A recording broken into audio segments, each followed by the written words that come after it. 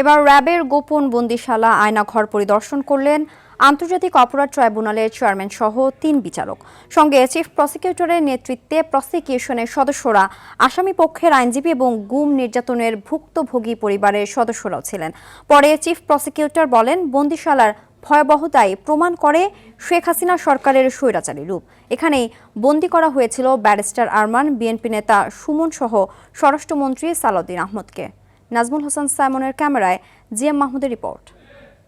আপনার রুচির সাথে মানানসই স্টাইলিশ সব ডিজাইন থেকে বেছে নিন জংমুক্ত ও long lasting shine basin tap. Fittings shine তো সবকিছু ফাইন। এটা হচ্ছে একটা সেল ছিল, উনি হ্যান্ডকাপ দিয়ে খোলাতে ডাক দিত।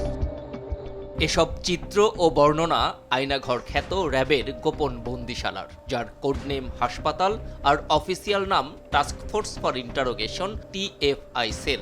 ব্যবহার হতো আওয়ামী বিরোধীদের দমনে, গুম, নির্যাতন ও হত্যার উদ্দেশ্যে। সকালে রাজধানীর উত্তরায় র্যাব 1 এর কার্যালয়ের ভেতরের এই গোপন বন্দিশালা পরিদর্শন করেন আন্তর্জাতিক অপরাধ ট্রাইব্যুনালের 3 বিচারক।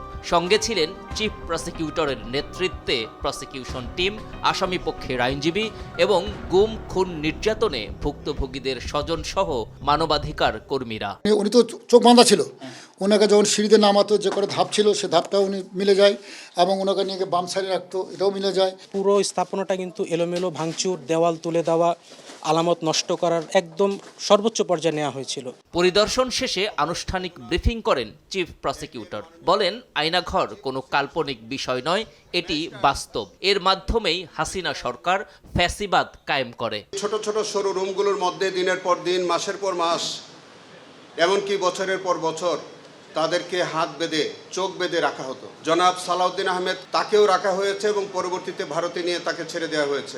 গুম, খুনের মামলাসহ ট্রাইব্যুনালের বিচার কাজ আন্তর্জাতিক মান বজায় রেখে চলছে বলেও এ সময় দাবি করেন তিনি। তো এইটি যে কোনো রূপকথার গল্প নয়, এইটি যে চরম বাস্তবতা ছিল, এবং যারা এই রাষ্ট্রটিকে পরিচালনা করেছিলেন তারা যে কতটা ফ্যাসিস্ট ছিলেন, এই আয়নাঘরের মধ্যে দিয়ে তাদের চরিত্র আজকে উন্মোচিত হয়েছে।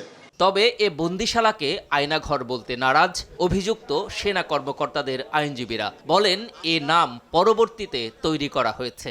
আয়নাঘর বলতে আমরা আজকে কিছু দেখতে আসি নাই। TFI আবারও বলছি, is a concept, is not a place, এবং RAB was not responsible for that. আগামী সপ্তাহে DGFI এর গোপন বন্দিশালাও পরিদর্শন করা হবে বলে জানিয়েছে প্রসিকিউশন। বিচারকদের ঘটনাস্থল পরিদর্শন ট্রাইব্যুনালের বিচারের ক্ষেত্রে গুরুত্বপূর্ণ ভূমিকা রাখবে বলে মনে করছে প্রসিকিউশন।